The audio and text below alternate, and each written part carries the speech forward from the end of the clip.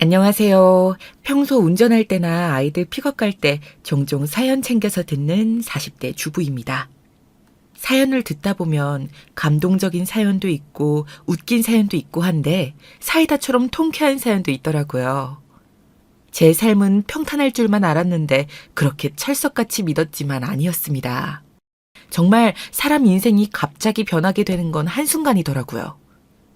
오늘 제 사연은 그래도 답답한 고구마가 아닌 시원한 사이다 같은 사연이니까 처음에 제가 좀 답답해도 조금만 참고 끝까지 들어주세요. 많은 분들이 저와 같은 피해를 보지 않으시도록 하기 위해서 사연을 보내는 것도 있어서 좋아요와 구독 먼저 해주시고 사연 들어주시길 부탁드리겠습니다. 저는 제가 사는 동네에서는 꽤 크게 사업하는 집안에 시집을 간 사람입니다. 특히 시아버지께서 크게 떡과 그 재료에 들어가는 풀을 제조하는 것으로 크게 공장을 만들어 돌리고 계셨기 때문에 먹고 사는 걱정은 안 하고 자란 그런 남편과 결혼했습니다. 저는 그와 달리 가난하지도 부유하지도 않았던 평범한 집안에서 나고 자랐고 그와 다른 점으로는 제가 어렸을 때 아버지가 일찍 돌아가신 대신에 남기신 보험금과 자산을 어머니가 잘 굴리셔서 그게 큰 규모가 된 그런 집안입니다. 결혼을 하기 전에는 시아버지 공장이 잘 돌아가는 줄만 알고 있었는데 알고 보니 적자도 크고 계절에 따라 많이 좌우되는 그런 사업이라서 사업성이 좋은 편만은 아니었습니다. 당장은 제가 가진 재산이나 자산이 충분하지 않은 상태여서 저에게까지는 손을 벌리지 않았지만 시댁의 사업은 늘 제가 봐도 위태위태한 상태였죠. 그래도 저는 남편을 사랑해서 결혼한 것이기에 크게 상관은 없었습니다. 그저 저희는 저희대로 시댁은 시댁대로 서로 책임져 주지 않고 자신의 몫이라는 딱 그 정도만 바랄 뿐이었죠. 제가 남편을 좋게 본 것은 그가 그늘없이 화목한 가정에서 자란 것도 한 가지 이유였다면 이유라고 할 수 있었고 무엇보다도 저만 바라봐주는 좋은 사람이기에 시댁의 배경보다는 그 사람만 보고 같이 살기로 결심했기에 그런 마음으로 결혼해서 살 수 있었습니다. 그와 저 사이에는 예쁜 딸 하나가 생겼고 저의 가장 소중한 최고의 보물이자 자랑거리가 되어 애지중지 저희 딸을 키우는 데 전념했습니다. 그렇게 너무 제가 제 딸한테만 신경을 쓴 탓일까요? 저희 어머니가 아픈 줄도 모르고 발견했을 때는 이미 췌장암 말기라서 손을 쓸 수도 없는 상태였습니다. 저는 그동안 어머니에게 신경을 못 썼다는 죄책감과 괴로움으로 계속 뜬 눈으로 밤을 지새우며 눈물이 마를 날이 없었습니다. 하지만 엄마 앞에서는 절대 눈물을 보이지 않으려고 노력했습니다. 저보다 엄마가 더 두렵고 무서우실 테니까요. 저마저 약한 모습을 보이면 더욱 힘이 빠지실 테니까요. 저라도 씩씩한 모습을 보여야 저희 어머니가 저한테 기대실 수라도 있으실 테니까요. 지금도 그때를 생각하면 가슴이 먹먹해집니다. 희수야, 엄마가 미안해. 늦게 알게 돼서. 말기 환자는 아무런 기대를 하면 안 된다 그러더라. 내가 먼저 이렇게 빨리 가게 돼서 어떡하니. 희수 딸도 아직 어린데 내가 도움도 못 주고. 아이고, 아빠도 일찍 가고 나까지 이렇게 가버리면 우리 희수 불쌍해서 정말 어떡하니. 어머니도 참 왜 제 걱정을 하고 그래요. 정말 쓸데없는 걱정이에요, 그거. 나는 우리 어머니가 나 걱정할 시간에 어머니 앞으로 남은 시간 동안 같이 어떻게 보낼지나 생각했으면 좋겠는데 저 어머니랑 좋은 추억 많이 만들어야 될 거 아니에요. 우리 어디 놀러 갈까요? 그동안 하고 싶으셨던 거 없어요? 제가 그동안 제 딸 돌보느라 어머니한테 너무 소홀했어요. 제가 더 미안해요. 아이고, 이 바보야. 나한테 미안하긴 뭐가 미안해. 오래 함께 있어주지 못하는 내가 미안하지. 원래 자식 낳으면 다 그런 거야. 자식만 내 눈에 선하지 다른 게 들어올 틈이 없다고. 나도 그랬어. 네가 미안해할 일이 결코 아니야. 마음에 담아두지 마, 알았지? 그래도 내가 어머니한테 더 잘했어야 되는데, 더 챙겼어야 되는데 정말 미안해요, 어머니. 그러니까 이제라도 나랑 시간 많이 가져요, 네? 저는 저희 어머니만 생각하면 아직도 눈물이 나고 마음이 아려옵니다. 아리다 못해 쓰립니다. 그래서 저희 어머니가 췌장암 말기라는 것을 알고 나서부터는 저희 어머니랑 같이 있는 시간을 대폭 늘리고 병간호도 도맡아 했습니다. 저는 외동딸이었기 때문에 저와 엄마는 서로에게 유일한 가족이었거든요. 남편도 저의 이런 사정을 이해해주고 저녁마다 와서 같이 이야기하고 더욱더 저희 어머니와의 시간을 많이 가지려고 노력했습니다. 저 대신 저희 딸은 당분간 시댁에 내려가 있을 수밖에 없었고요. 남편이 출근한 시간 동안에는 딸을 봐줄 수 있는 마땅한 사람이 없었으니까요. 여보, 우리 민영이는 시댁에 보내놓을 테니까 너무 걱정 말고 장모님 옆에서 큰 힘이 되어드려. 장모님한텐 여보밖에 없잖아. 난 괜찮으니까 내가 민영이한테 필요한 건 다 틈날 때마다 시댁에 가져다 놓고 할 테니까 우린 너무 걱정 마. 그리고 당신 몸 상하지 않게, 아픈 장모님 따라서 아프지 않게 컨디션 조절 잘하고. 그럴게. 역시 여보뿐이다. 세심하게 챙겨줘서 고마워, 여보. 그럼 우리 민영이 좀 잘 부탁할게. 시댁에는 상황 설명 좀 잘 해줘. 갑자기 민영이 맡기게 돼서 죄송하다는 말도 꼭 전해드리고. 여보도 참 당연하지. 그런 거 너무 신경 쓰지 마. 우리 엄마랑 아빠는 민영이 너무 좋아하시니까 오히려 같이 오래 있을 수 있다고 좋아라 하실걸? 그러니까 미안해하지 말고 지금은 장모님 생각만 하자. 알았지? 응, 여보. 덕분에 조금 힘이 나는 것 같네. 정말 고마워. 여보만 믿고 난 우리 어머니한테 가볼게. 사랑해. 세심하게 바로 저를 챙기고 딸 민영이를 시댁에 보내는 것까지 일사천리로 움직여주고 배려해주는 남편 덕분에 저는 별 걱정 없이 문제없이 저희 어머니 곁을 지킬 수 있었습니다. 저와 남편의 이러한 노력에도 저희 어머니의 떠날 날을 늦추는 것은 역부족이었나 봅니다. 얼마 못 가서 저희 어머니는 금방 돌아가시게 되었고 어머니가 저에게 남기신 유산은 자그마치 10억이 되었습니다. 저는 그 큰 돈을 당장 쓸 곳도 없었고 어떻게 관리해야 할지 생각도 못하고 있어서 벙쪄 있었는데 남편이 알 수 없는 미소를 짓더군요. 그때 알아봤어야 하는데 그때는 제가 잘못 봤나 보다 했습니다. 그냥 넘어갈 수밖에 없었습니다. 그런 걸로 따지고 싸울 힘이 없었거든요. 그저 어머니를 잃었다는 슬픔, 결국 혼자가 되었다는 생각에 너무나 서글퍼졌습니다. 나의 영원한 조력자를 잃은 기분, 저의 세상의 존재 이유가 사라진 그런 기분을 아시나요? 저희 어머니가 돌아가셨을 때 저는 딱 이런 기분이었습니다. 그렇게 저희 어머니 장례를 치르고 며칠이 지났을까요? 기껏해야 이틀, 길면 3일밖에 안 지난 이 시점에서 어떻게 알았는지 저한테 대뜸 시아버지와 시어머니가 찾아오셔서 위로는 못 해주실 망정 제가 어머니에게 받은 유산을 사업자금으로 빌려달라는 게 아니겠어요? 제가 어떤 기분이셨을지 상상이나 가시나요, 여러분?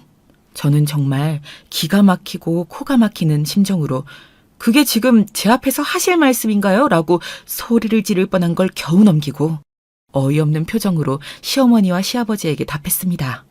저희 어머니 돌아가신 지 이제 겨우 며칠이나 되었다고 이런 소리를 하시는 건가요? 제 뺨에 눈물이 아직 마르지도 않았습니다.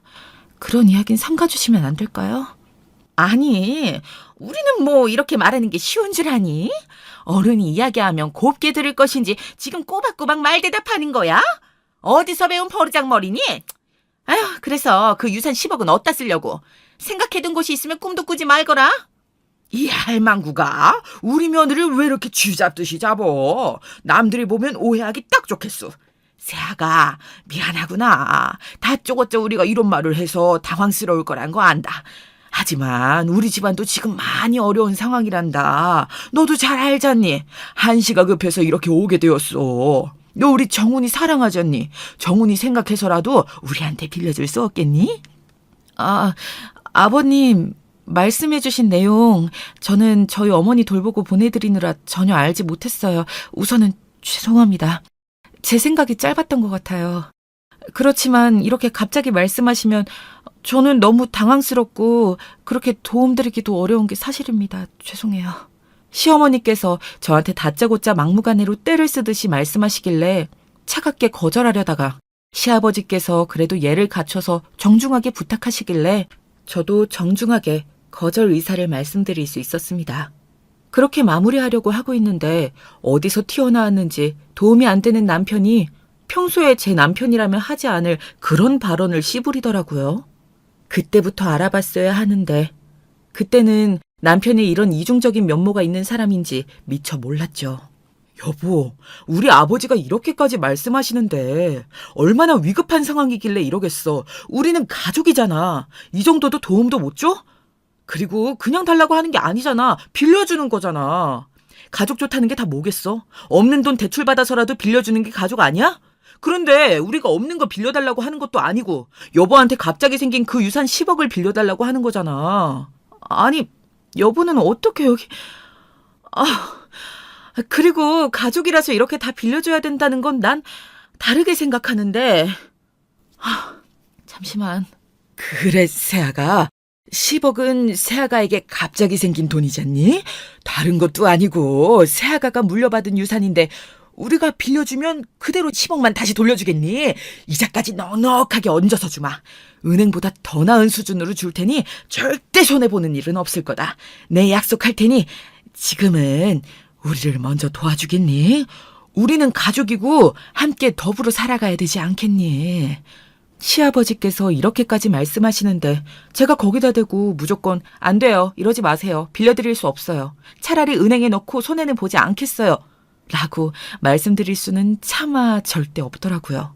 그래서 결국 울며 겨자 먹기의 심정으로 저희 어머니가 저에게 남기신 유산 10억을 빌려드리게 되었습니다.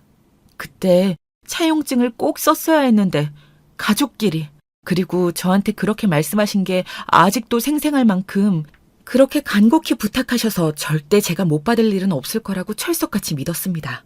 그리고 저도 어찌되었든 시댁과 가족인데 가족을 위해 돕는 일이라고 생각하고 가족이 잘 되면 저도 잘 되는 길이 맞는 거니까요.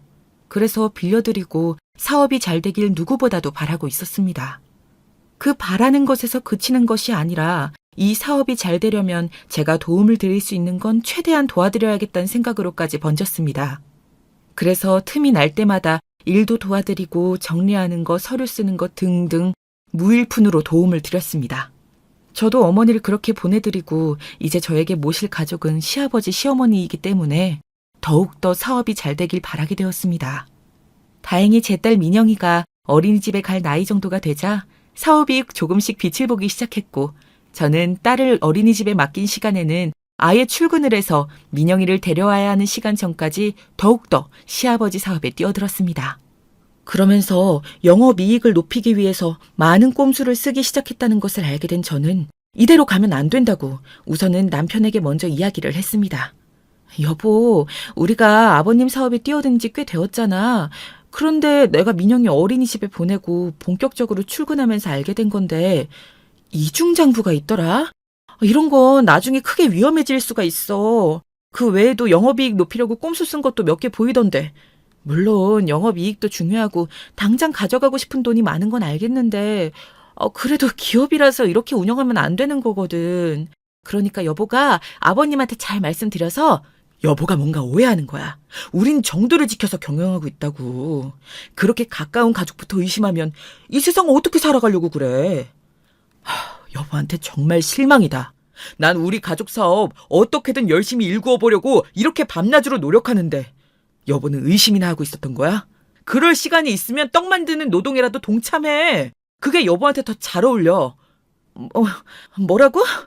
아니, 내가 이미 두 눈으로 똑똑히 봤다니까, 여보. 이걸 숨긴다고 될 게 아니라서 나중에 세무조사라도 들어오면 어떻게 해결하려고 이래.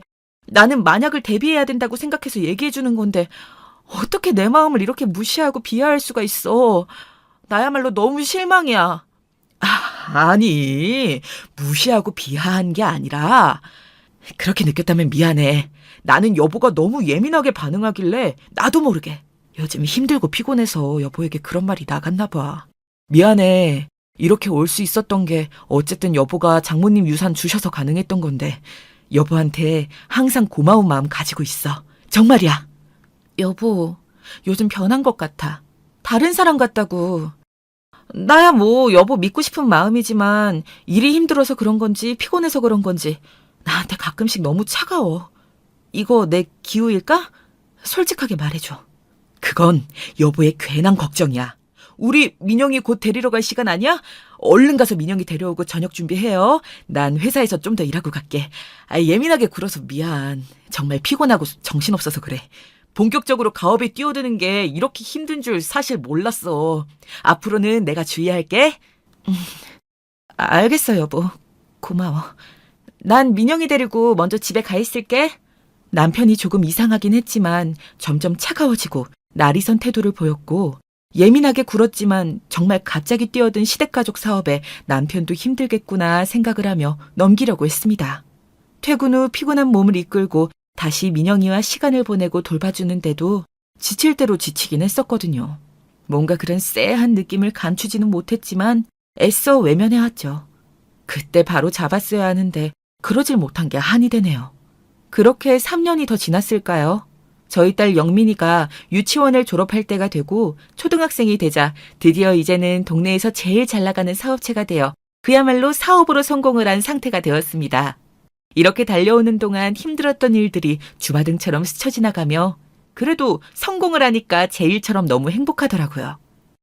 물론 저희 시댁 일이니까 당연히 제 일이기도 했지만요. 이렇게 팽당하기 전까지는 말이죠. 매출 목표치에 달성하고 시댁 회사에서 온 동네 사람들을 불러서 축하 파티를 하고 그 다음날 갑자기 시아버지와 시어머니가 저만 따로 불러서 할 이야기가 있다고 하시더라고요. 그동안 우리 사업 함께 일구느라 고생했다. 그런데 우리는 여기까지인 것 같구나. 그동안 우리 사업을 위해 고생한 거 넉넉하게 쳐서 1억 바로 줄 테니까 이거 받고 우리 아들과 이혼하도록 해라. 그동안 고생했고 고마웠다. 네가 잘 받아들여 줄 거라고 생각한다. 네? 어머님, 아버님, 이게 대체 무슨 소리세요? 이혼이라뇨? 그리고 1억이라뇨. 제가 8년 전에 어머니 유산으로 받은 10억 그대로 다 드렸잖아요. 그런데 고작 1억이요? 그동안 제가 무일푼으로 일한 것도 잊으신 건가요? 언제적 10억을 들먹이는 거니? 가족을 위해서 그냥 준 거 아니었니? 원래 투자라는 게 그런 거지. 가족끼리. 나는 그래도 생각해서 1억이라도 챙겨주려고 했는데 이혼하고 나면 너 혼자 민영이 어떻게 데리고 살라고 그러니? 키울 능력 없으면 놓고 가라. 우리가 키우마. 어머니! 정말 너무하시네요. 화장실 들어갈 때랑 나올 때 마음이 이렇게 다를 수가 있나요? 그것보다 더 심하시네요. 그때는 제발 도와달라고 하시더니 아버님 뭐라고 말 좀 해주세요. 네? 10억 도움받은 건 고맙지만 우리가 다시 새아가 너한테 돌려줄 이유나 의무는 없는 게 사실이잖니? 우리 입장에서는 1억도 많이 무리해서 챙겨주는 거란다. 잘 생각하렴, 새아가. 저한테 어떻게 이러실 수가 있으세요? 두 분 다 정말 너무하시네요. 1억이요? 제가 10억을 드린 건 그냥 드린 게 아니라 빌려 드린 거잖아요. 그리고 이혼이라뇨? 저는 남편한테 들은 이야기가 아무것도 없다고요. 이혼 절대 안 할 겁니다. 저랑 그이는 아직 사랑하는 사이고 민영이도 아빠 없이 키울 순 없어요. 갑자기 돌변하는 시아버지와 시어머니의 태도에 질려버린 저는 말도 안 되는 일이라며 왜 그러시냐고 따져 물었습니다. 그리고 이혼이라니요? 남편한테 미리 들은 말이 아무것도 없고 그동안 저에게 차갑게 대했던 것들이 눈앞을 스쳐 지나갔지만 설마 않을 거야 했던 것들이 생각나긴 했습니다. 그래도 이런 기막힌 일을 제가 받아들일 수는 없잖아요. 여러분이 저라면 어떻게 하셨을 것 같나요? 정신이 혼란스럽고 절대 이혼은 안 된다고 이야기하고 있던 그 순간에 원수 같은 남편이 들어와서 이 상황을 정리하는 개 같은 발언을 합니다. 미리 말 못해서 미안한데 나 다른 사랑하는 사람이 생겼어. 나 그 사람이랑 살려고 계속 준비하고 있었고 이제 못 헤어질 이유까지 생겼어. 우리 아이가 생겼거든. 더 이상 당신이랑 엮이고 싶지 않아. 그동안 고마웠고 미안하다. 1억 받고 깔끔하게 사라져줘. 부탁할게. 뭐? 나한테 어떻게 이래? 내가 어떻게... 그러면 그동안 바람을 피고 있었던 거야? 그래서 나한테 그렇게 차갑게 굴었던 거였어? 몇 년 동안? 네가 사람이니? 인간의 탈을 쓴 짐승이지. 그리고 겨우 1억으로 날 보내버리려고 한 거였어? 내가 그 당시 우리 어머니 유산으로 10억을 빌려준 거잖아. 증거 있어? 차용증도 안 썼는데 당신 말 누가 믿어주는데? 아우, 세상 물정을 몰라도 너무 모르는 것 아니야? 당신 차용증 없이 이거 증명할 수 있을 것 같아? 빌려준 게 아니라 그냥 준 거잖아. 그렇게 우리 가족 모두가 증언할 텐데 당신이 무슨 수로 10억을 다시 받아낼 수 있을까? 조용히 곱게 1억으로 보내줄 때 깔끔하게 안녕하자니까. 왜 그렇게 말귀를 못 알아들어? 어? 내가 여기까지 꼭 내 입으로 말해야겠어? 어머니 유산으로 10억을 빌려준 대가가 이런 거였다니. 날 버리려고. 몇 년 전부터 계획하고 있었던 걸 나만 몰랐네, 나만. 그런데 이거 어쩌나? 우리 사촌 오빠가 부장검사인 줄은 꿈에도 몰랐지. 각오해. 내가 당하고만 있나. 그걸 내가 믿을 것 같아? 결혼식 때도 못 본 사촌 오빠가 어디서 갑자기 튀어나오기라도 한다는 거야? 아우, 말도 안 되는 말 늘어놓지 말고 1억이나 먹고 떨어져 줘. 우리 딸 민영이 생각도 해야 되지 않겠어? 네가 키울 능력 안 되는 거 알아. 정 힘들면 민영이는 우리 부모님이 키워주신다니까 놓고 가. 믿고 싶은 대로 믿으면서 어디 한번 마음껏 해봐. 내가 우리 사촌 오빠랑 꼭 개박살 내러 올 테니까. 우리 민영이 이름 그 더러운 입에 올리지 마. 우리 민영이는 내가 키워. 1억이 아니라 10억. 아니? 그 이상을 준비해야 할 거야.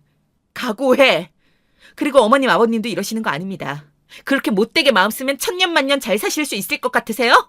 이게 아주 못하는 소리가 없구나. 어딜 감히 시어머니 시아버지를 협박하려고 들어. 얼른 썩 나가렴. 다시는 돌아오지 않아도 되게 잘 챙겨서 나가야 할 거야. 전부 버릴 거거든. 네 마음대로 짓거리렴. 이제 아무런 상관없는 사이잖니 이제. 정훈이하고 이혼하고 그럼 너와의 관계도 끝나는 거니까 우리가 지금 1억 챙겨줄 때 더럽고 치사하다고 생각해도 받고 떠나렴. 그게 여러모로 나중에 후회하지 않을 길이야. 정말 가증스러운 집안이군요. 아버님도 그렇게 안 봤는데 정말 유감입니다. 이런 집안에 민영이를 맡기면 퍽이나 잘 크겠네요. 제가 데려갑니다, 민영인. 그리고 당신, 앞으로 우리 민영이 얼굴 볼 생각 꿈에도 하지 마. 내가 절대 가만히 안 있을 거니까. 마음대로 해. 난 새 집 차려서 살 거니까. 평생 당신만 엄마로 바라보며 살 우리 민영이가 불쌍하지만 어쩌겠어. 엄마가 안 놔준다는데. 민영이가 나 찾아와서 보는 건 나한테 뭐라고 하지 마라. 끝까지 그런 식으로 말하는 꼬라지를 보니 없던 정도 다 떨어질 판이니까 그만해줄래? 곧 보게 될 거야, 법정에서. 기대해. 저한테 이렇게 갑자기 마른 하늘에 날벼락 같은 일이 생기고 말았습니다. 저는 믿을 수가 없는 이런 절망적인 상황에 그 자리에서 정말 주저앉고 싶었지만 얼른 짐을 챙겨 나와서 민영이를 데리고 어떻게 살아가야 할지 그걸 고민해야 했기 때문에 눈물을 흘릴 새도 없었습니다. 이 상황이 참 어이가 없고 분통이 터지고 화병이 나지만 그렇다고 제가 넋놓고 가만히 있을 상황이 아니었으니까요. 그래서 저는 짐을 챙겨서 나오면서 사촌 오빠에게 전화를 걸었습니다. 결혼식 때 한참 바쁠 때라 도저히 올 수가 없었던 사촌 오빠는 저에게 연신 미안하다며 다음엔 꼭 필요한 일이 생기면 연락하라고 다른 일 다 제쳐두고 도와주겠다고 했던 소중한 존재였죠.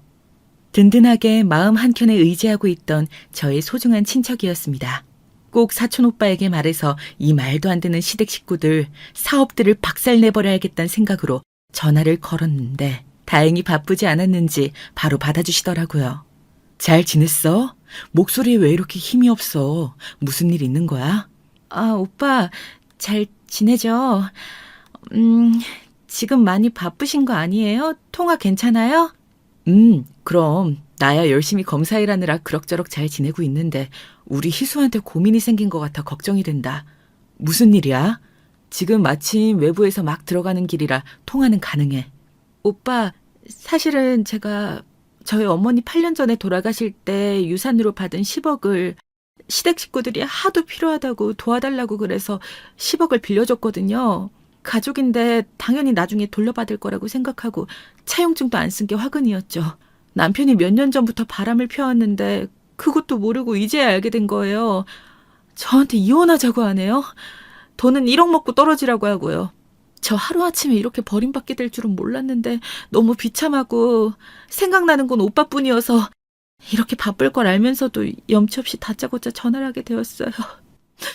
검사 사촌 오빠에게 자초지종을 설명하는데 제가 생각해도 너무 기구하고 어처구니가 없어서 너무 슬프고 화가 나더라고요. 제가 저의 상황에 화가 나서요. 답답하고. 그래도 검사 사촌 오빠한테 털어놓으니까 마음이 훨씬 이전보다는 낫더라고요. 들어줘서 고맙고 참 이런 못난 사촌 동생이 괜한 걱정만 시키고. 그래도 저한테는 도움을 청할 곳이 정말 검사 사촌 오빠밖에 없어서 이렇게 할 수밖에 없었습니다. 사정을 듣자 검사 사촌 오빠는 분노하면서 저희 시댁을 개박살을 내주겠다고 하더라고요. 자기 딸 민영이까지 그렇게 말하는데 더 이상 희수 남편으로서 자격이 없네. 그 집안이랑은 완전히 인연 끊자.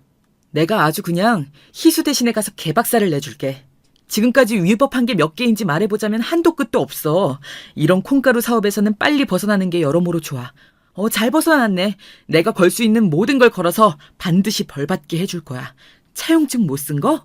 그건 충분히 해결할 수 있어. 그 이상을 그쪽에게서 받아내게 해줄게. 그게 정말이에요? 너무 감사해요, 오빠. 저는 정말 갑자기 저한테 이런 일이 닥쳐서 너무 절망적이라 희망을 놓을 뻔했는데 역시 오빠한테 연락하길 정말 잘했네요. 그렇게만 할 수 있다면 저는 뭐든 할 수 있어요. 제가 그동안 무일푼으로 일한 것까지 아주 그냥 탈탈 털어서 제대로 무너뜨려 주세요. 그런 나쁜 기업은 계속 영업하면 안 되는 거니까요. 이거는 내가 희수 사촌 오빠가 아니어도 격분하고 공로할 만한 일이야.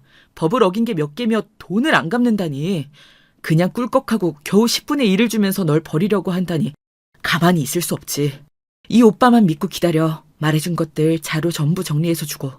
이제 본격적인 법정 싸움으로 갈 거야. 그리고 세무조사도 들어갈 수 있도록 내가 말해놓을게. 너무 고마워요, 오빠. 오빠만 믿고 있을게요. 저는 민영이한테 가봐야겠어요. 또 연락드릴게요.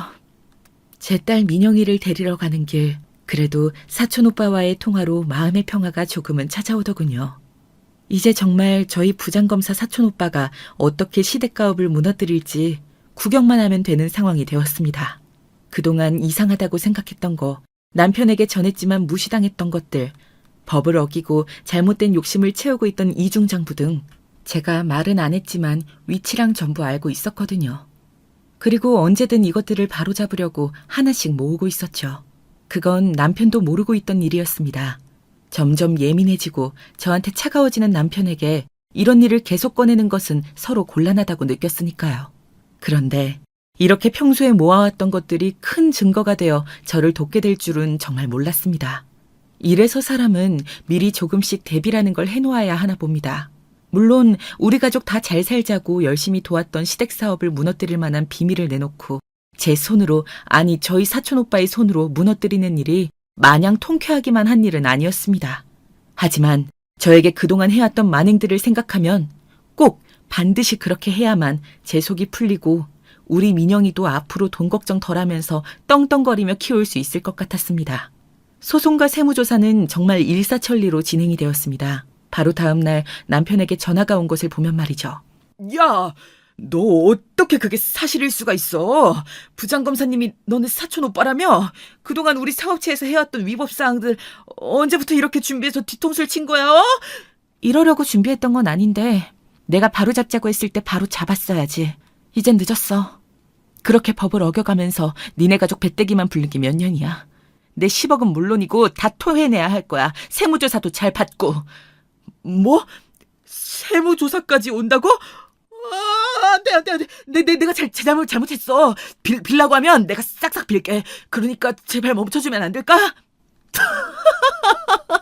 그게 지금 나한테 할 소리니? 정말 듣던 개소리 중에 제일 웃긴 개소리라서 소리내서 안 웃을 수가 없네. 당신이 나한테 했던 이야기를 생각해봐. 몇 년 동안 날 돌보듯 벽보듯 그렇게 대했을 때 난 정말 당신이 하는 말을 믿고 싶었어. 그래서 나 몰래 바람을 핀다는 건 정말 알고 싶지도 않았고. 이렇게 배신을 한 게 누군데 그래? 이제 돌이킬 수 없어. 자업자득이고 인과응보라고 생각해. 너네 사촌 오빠 좀 어떻게 막아주면 안 될까? 제발 부탁이야. 내가 바람핀 거? 그래, 나 잘못했어. 10억은 미안해. 1억으로 퉁치려고 한 거 우리의 잘못이야. 내가 아버지한테 말씀드려서 10억 다시 돌려드리라고 할게. 과징금에 추징금까지 하면 우리 사업 다 무너질 수도 있어. 그건 당연한 거고 10억을 내가 빌려준 거지. 너네 가족한테 그냥 줬다고 말하는 어제의 뻔뻔함은 어디 간 거야? 나한테 차용증 없으니까 아무 증거도 없다고 발뺌한 게 고작 어제야. 24시간도 안 지났다고. 그런데 어떻게 이렇게 빠르게 태도가 바뀔 수가 있나? 참으로 신기한 인간이네. 에이, 다 알면서 그래. 내가 왜 이렇게밖에 할 수 없는지 당신이 잘 알잖아. 그러니까 우리 살아온 정을 생각해서라도 한 번만 봐줘. 그래! 우리 민영이 생각도 해야지. 민영이가 자기 아빠 깜빵 가 있으면 얼마나 힘들겠어. 나 민영이 아빠잖아. 아이고, 민영이 아빠셨어? 그런데 딴 살림 차리고 그렇게 살았어? 자그마치 몇 년 동안 그렇게 살면서 넌 양심이라는 걸 아예 개나 줘버린 거니? 어제는 민영이 평생 안 보고 살 사람처럼 그러더니 이제 와서 챙기는 척을 하면 내가 넘어가 줄 것 같아? 아이, 우리 좋았잖아. 내가 바람만 안 폈다면 우리가 이런 일이 있었을까? 내가 바람 핀 것만 빼고 생각해봐. 우리가 이 가족 사업을 위해서 그동안 얼마나 함께 고군분투해왔어. 그 세월을 생각해서라도 당신이 열심히 일구어 놓았던 게 아깝지도 않아? 응, 난 전혀 아깝지가 않아. 오히려 잘못한 건 당신이 바로잡아야 된다고 생각해. 과징금, 추징금을 내는 한이 있더라도 나한테 10억을 다시 돌려주는 건 충분히 가능할 거거든. 우리 사촌 오빠랑 이야기 다 끝났어. 넌 길바닥에 나 앉을 준비나 해. 절대 타협은 없어. 이게 맞는 거잖아. 이게 정이잖아? 우리 사이에 정이 그딴 게 뭐가 중요해, 여보. 제발 부탁이야, 지금 우리 아버지 쓰러지시기 일보 직전이야. 엄마도 완전 노발대발하고 계셔. 공장 돌리지도 못하고 있고 아주 아수라장이 되었다고. 일하던 사람들도 다 도망가고. 그게 바로 너의 현실이지. 나랑은 상관없는 일이야. 우린 이혼할 사이잖아? 잘못했어. 끊지 마, 제발. 지금 어디 있어? 내가 갈게. 됐어, 사양할게. 남편네 회사는 크게 손해를 보고 원래대로 내야 했던 세금을 더 많이 내고 그동안 법을 위반했던 내용에 대해 처벌을 받게 되었습니다. 제가 빌려주었던 10억은 이체한 내역과 함께 남편이 멍청하게도 저한테 전화하면서 스스로 말해준 내용이 증거가 되어서 한편 더 수월하게 제가 10억을 빌려줬다는 것을 증명할 수 있게 되었습니다. 남편이 전화했을 때 바로 녹음 버튼 눌렀거든요. 부장검사가 대단하긴 한가 봅니다. 이렇게 하루 만에 바로 조사 들어오고 일사천리로 딱딱 진행하고 말이죠. 사촌 오빠한테 너무 고맙다고 계속 말했는데 사촌 오빠는 안 그래도 기업들 단속하는 기간이었는데 큰 건 알려줘서 오히려 저한테 고맙다고 하더라고요. 제가 정리해놓은 자료들이 아주 큰 역할을 했다면서요. 이렇게 통쾌하고 뿌듯할 수가 있을까요?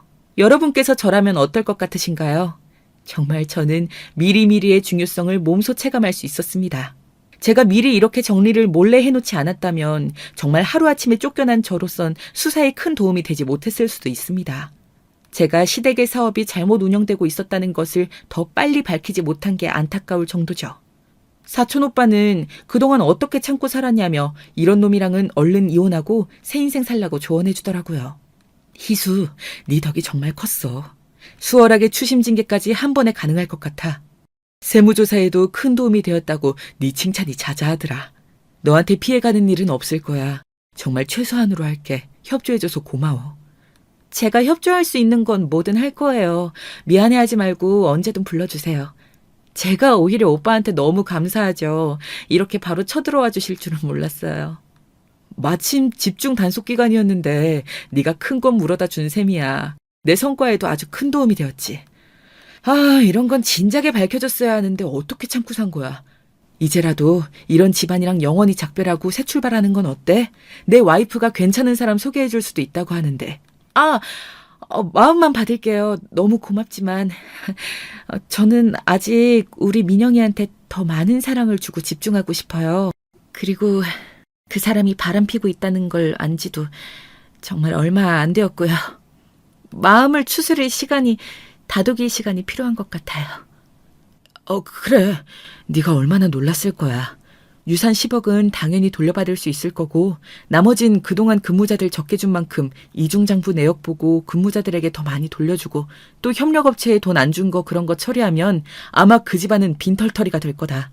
다시 이 사업하는 것도 불가능할 거고 한마디로 개박살이 난 거지. 오빠가 약속해 주신 대로 정말 개박살이 났네요. 저는 너무 통쾌하고 좋아요. 그동안 애써주셔서 감사했어요.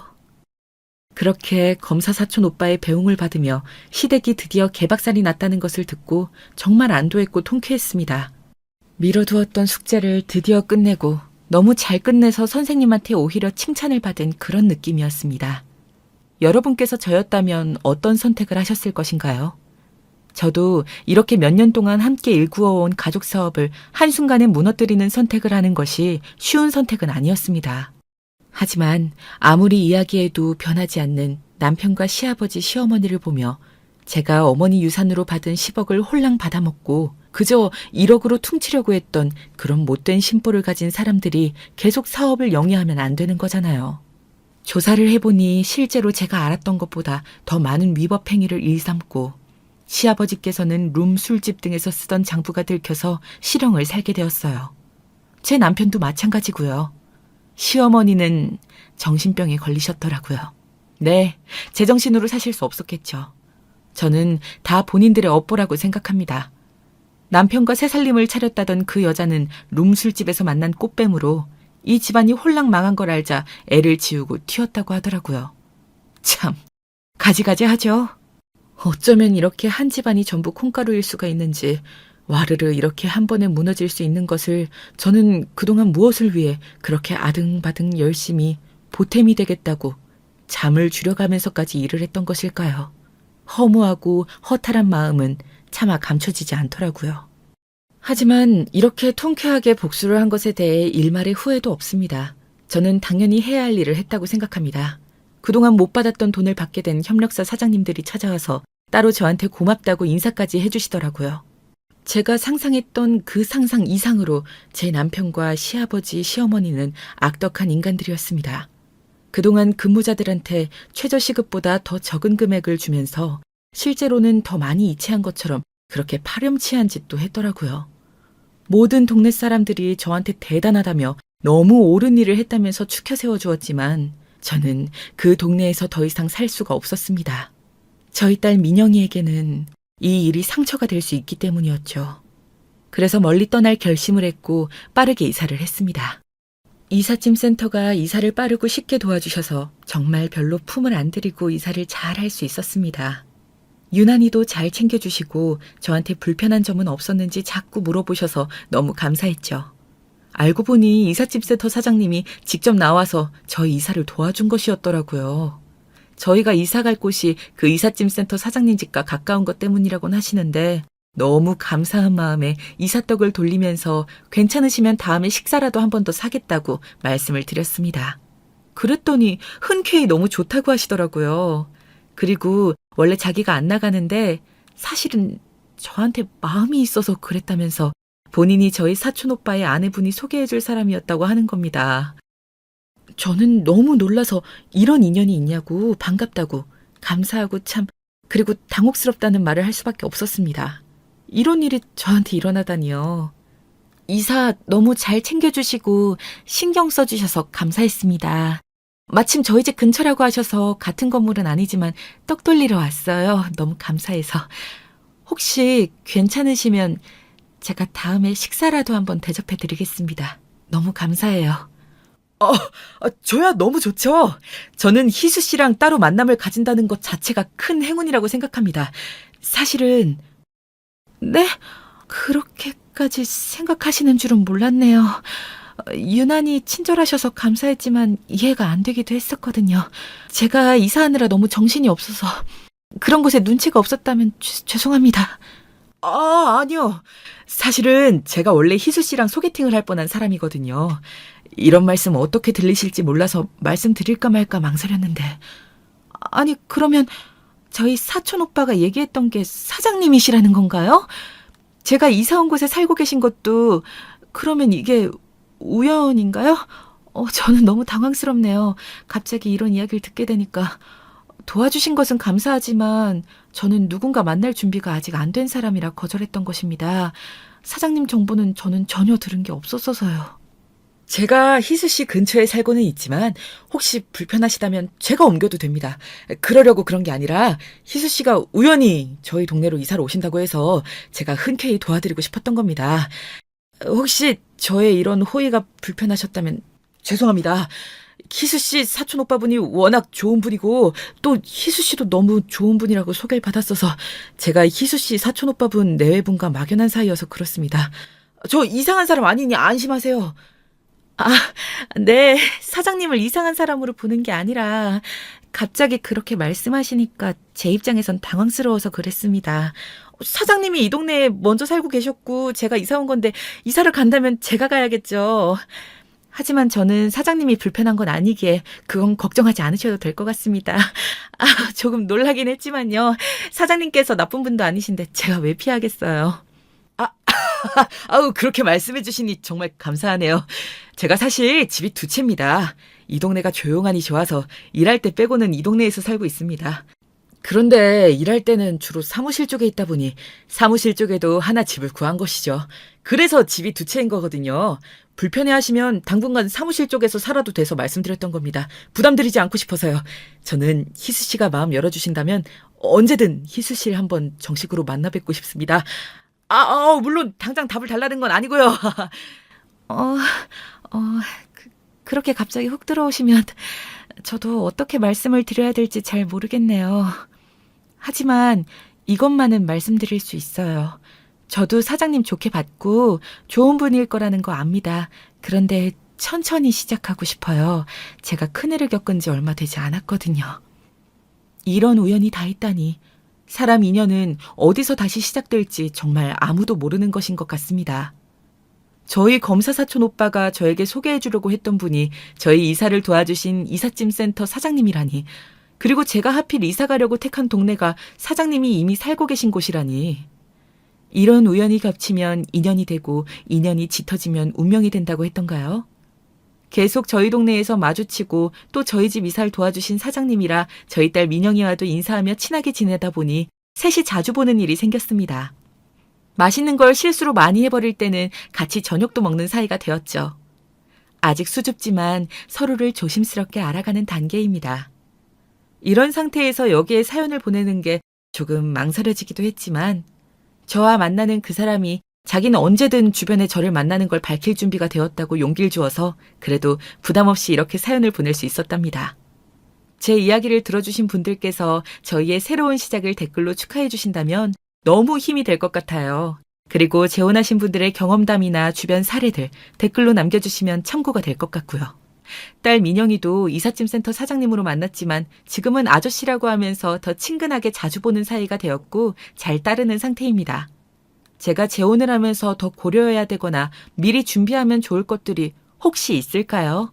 알고 계신다면 댓글로 부탁 좀 드리겠습니다. 제 사연이 정말 뒤통수를 3개 맞았는데 다행히 사촌오빠가 부장검사여서 사건을 통쾌하게 복수하는 식으로 해결할 수 있었지만 많은 분들께서 꼭 주변에 돈을 빌려주실 일이 있다면 저처럼 이렇게 당하지 마시고 꼭 차용증도 쓰고 녹음을 하는 등 증거를 남기셨으면 하는 마음에서 이 사연을 쓰기도 했습니다. 유산이 생겨도 절대 그대로 말씀하시지 마시고요.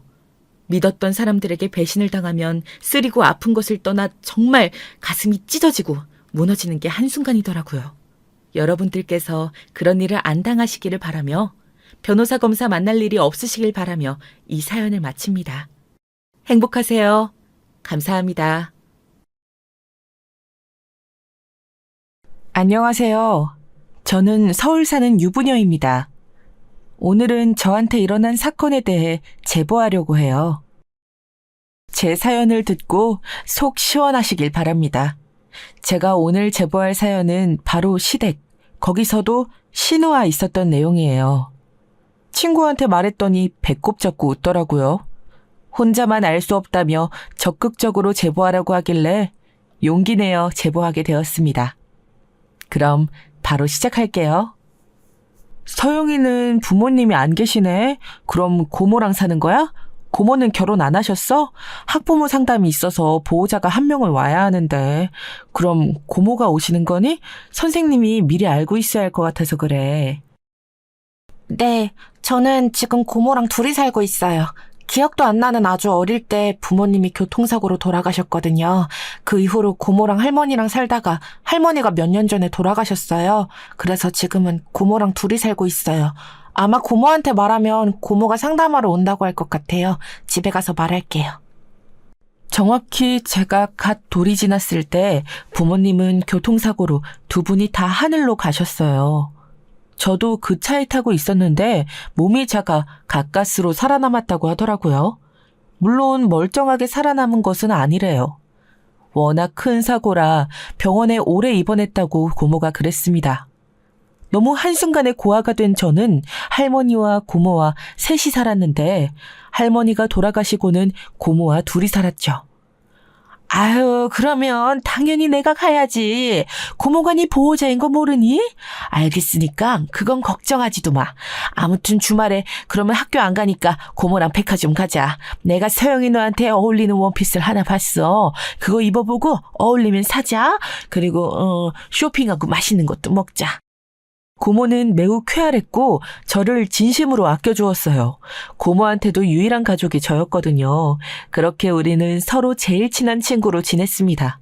고모는 자유로운 영혼이었는데 저를 많이 예뻐했어요. 우리 서영이 얼굴을 보면 새언니랑 우리 오빠 얼굴이 딱 반반이라 신기해. 조금 있으면 기일이니까 찾아가자. 서영아, 고모가 부족해서 미안해. 오빠네 부부한테 나중에 하늘 가서 부끄럽지 않으려고 최선을 다하는데 쉽지 않다. 무슨 소리야. 고모는 이미 최고야. 내 친구들은 오히려 나를 부러워해.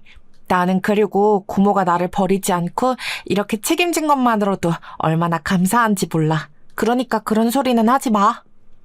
어머, 서영이는 다 컸다. 막 걷기 시작했을 때가 난 아직도 기억나는데 언제 이렇게 큰 거야? 그래, 우리 서로 이렇게 평생 의지하며 살자. 긍정적이고 당당한 고모 덕분에 저는 고아로 자랐어도 거기에 대해 불만은 전혀 없었어요. 물론 제가 정상적인 가족 형태가 아니라 어릴 때는 놀림도 많이 받았는데 그럴 때마다 우리 고모가 어떻게 행동했는지 아세요? 저기요, 자식 교육 똑바로 시키세요. 친구가 부모 없다고 이렇게 놀려도 되는 건가요? 그렇게 집에서 가르치세요. 우리 서영이는 부모가 없는데 그게 제 조카 잘못인가요? 적어도 우리 조카는 남들의 약점을 이렇게 놀리지 않아요. 가정교육이 왜 이래요? 뭐라고요? 아니, 그렇다고 여자애가 이렇게 친구를 때려도 되는 건가요? 우리 애만 잘못한 건 아닌데요.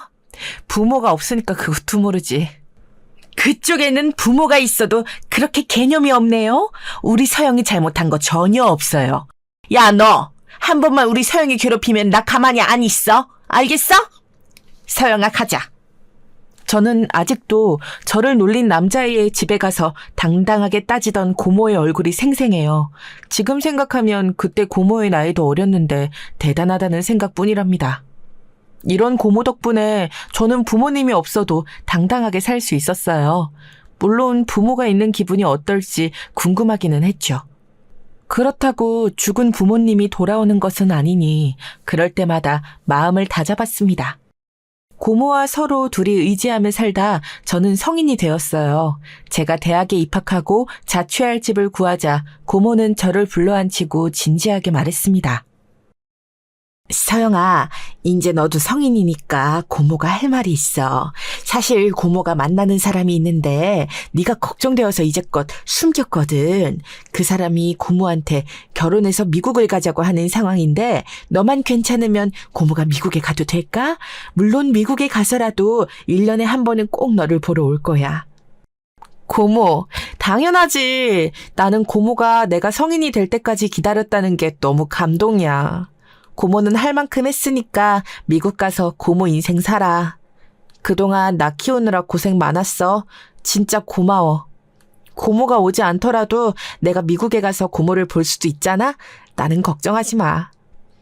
고모는 제가 성인이 되는 것을 계속 기다렸다고 하더라고요. 그리고 저와 깊은 얘기를 나눈 후에 결혼해서 남편과 같이 미국으로 갔습니다. 서운하거나 그러지는 않았고 당연한 거고 오히려 고모한테 고마운 마음이 들었어요. 그래서 성인 이후로 저는 혼자 살게 되었습니다. 야, 서영아. 아무리 간호학과가 공부량이 많다고 하지만 너는 너무 도서관에서 사는 거 아니야? 미팅도 하고 그래야 대학생이지. 내가 마침 체육학과에 아는 사람이 있어서 미팅 잡아왔어. 거기 같이 나가자, 응? 미팅? 나는 그런 데 관심 없는데. 그리고 체육학과면 운동하는 애들 아니야? 나는 운동하는 사람보다 공부하는 사람이 더 좋아. 야, 그래도 일단 나가봐. 너 입학하고 한 번도 미팅 나간 적 없잖아. 내가 물 좋은 애들로 구해올 테니까 딱 기다려. 그냥 재미로 하는 거야, 재미로. 저는 대학에 입학했는데 전공은 간호학과였어요. 고모와 상의하고 결정한 전공이었는데 공부량이 매우 많았습니다. 그래서 공부하느라 노는 데에는 관심이 없었죠. 고모가 학비를 대주었고 미국에서 종종 용돈을 보내주기는 했어도 생활비가 많이 모자랐거든요. 그래서 일하느라 공부하느라 매우 바쁜 대학 생활을 보냈습니다. 그런 저를 안타깝게 여긴 친구가 미팅에 같이 나가자고 했어요. 그리고 그 미팅에서 저는 처음으로 남자친구를 사귀게 되었습니다. 운동하는 사람이라 키가 크고 몸이 아주 좋았어요. 성격도 남자답고 무심했지만 예민하지 않고 덤덤한 모습이 좋더라고요. 처음 사귄 남자였는데 생각보다 사귈수록 성격이 매우 잘 맞았습니다. 그래서 제가 대학을 졸업하고 병원에 취업하자마자 남자친구는 저에게 청혼했어요. 오빠, 내가 그동안 일부러 말하지 않았었는데 나 사실 부모님이 안 계셔. 오빠랑 결혼까지 하게 될 줄은 몰라서 나도 굳이 말 안 했던 거야. 부모님 얼굴도 기억이 안 나고 어릴 때는 그래서 고모가 날 키워주셨어. 지금은 고모가 미국에 가 계셔. 아무튼 내 말은 이런 가족 관계여도 괜찮아? 그게 뭐? 서영아, 나는 아무렇지도 않아. 나는 네가 좋아서 결혼하고 싶은 거야. 부모님 없이 크느라 너도 마음고생 심했겠다. 그동안 왜 말 안 했어? 조금 더 일찍 말했으면 내가 그 아픔을 나누었을 텐데. 오빠, 그렇게 말해줘서 너무 감동이야. 사실 고모랑 친구처럼 친했고 날 엄청 챙겨줘서 결핍이 있지는 않아. 오빠가 괜찮다니 다행이긴 한데 부모님은 괜찮으실까? 그래도 혹시 모르니까 말씀드려봐. 우리 부모님? 야, 서영아, 우리 엄마랑 아빠 그런 편견 가득한 사람들 아니야. 얼마나 마음씨가 고운 사람들인데, 그러니까 그런 걱정은 전혀 안 해도 돼. 큰 소리를 치며 본인 부모님은 그런 사람들이 절대 아니라고 주장하는 남자친구를 보며 저는 안심했어요. 물론 너무 어려서 그때는 순진했던 거죠. 남친의 말을 믿고 저는 그대로 시댁에 인사를 가게 되었습니다. 그리고 그날 밤 집에 돌아와서 엉엉 울었어요. 제가 시댁에 처음 갔던 날 무슨 일이 있었는지 아세요? 그런데 간호사면 우리 아들 내조하기 힘들지 않으려나? 원래 운동선수들 아내는 집에서 열심히 내조하거든. 나는 그게 조금 걱정이 되네. 에이, 엄마, 당연히 그만두겠지. 간호사가 뭐 대수야? 결혼하면 당연히 아내는 남편에게 희생하는 게 도리 아니야? 설마 일을 계속하려고 하는 건 아니지, 옳게? 아, 저는 결혼해도 일을 그만둘 생각은 없어요. 그렇지만 희성 씨가 제가 필요한 순간이 있으면 언제든지 도움을 줄 생각을 하고 있습니다. 그게 결혼 생활이니까요. 뭐? 그럼 결혼하고 계속 일한다는 거야? 그럼 우리 동생은 누가 챙겨? 막말로 옳게는 가족도 없는데 그냥 일 그만두고 내 동생 뒷바라지 하는 게 맞을 것 같은데. 누나! 왜 자꾸 그런 소리를 해? 그리고 서영이가 평소에도 나 많이 챙겨준단 말이야. 그러니까 그렇게 말하지 마. 오늘은 서영이 그냥 엄마랑 아빠한테 얼굴 보여주고 결혼 허락 구하려고 온 거야. 네 누나가 틀린 말을 한 건 아니잖아. 엄마도 현실적으로 걱정이 되기는 해. 아무튼 그건 차차 얘기해보자. 아, 그나저나 결혼이 애들 장난도 아니고 얘기가 나와서 말인데 듣기론 사돈 부모님이 아예 안 계신다고 들었고 고모가 키워주셨다고? 네, 돌쯤에 부모님이 돌아가셨고 그 이후에 할머니랑 고모랑 살았어요. 그러다 할머니가 돌아가시고 나서는 고모가 저를 키우셨습니다. 그래서 가족은 고모 한 명뿐이에요. 아, 우리 쪽에서는 매매는 힘들어도 전세로 아파트는 마련해 주려고 했는데 그럼 혼수는 가져올 수 있나? 부모님이 없다니까 지원 부분은 어떤지가 궁금하네. 사실 결혼할 때 제일 중요한 게 이거니까. 제가 지금 사회 초년생이라 모은 돈이 많지는 않아요. 그래도 학비는 고모가 다 내주셨고 저 결혼할 때도 지원을 해주신다고 듣기는 했습니다. 자세한 사항은 고모랑 얘기하고 알려드릴게요. 올케는 내 동생 만나서 인생 역전하겠네. 원래 여자들은 남자 한 명 잘 만나면 이렇게 팔자가 완전히 바뀐다니까? 그래도 양심상 혼수는 가득 해오고 예단도 두둑하게 준비해야 해, 알지? 우리 부모님이 돈을 밝히는 사람들은 아닌데 그래도 사람의 도리라는 게 있잖아.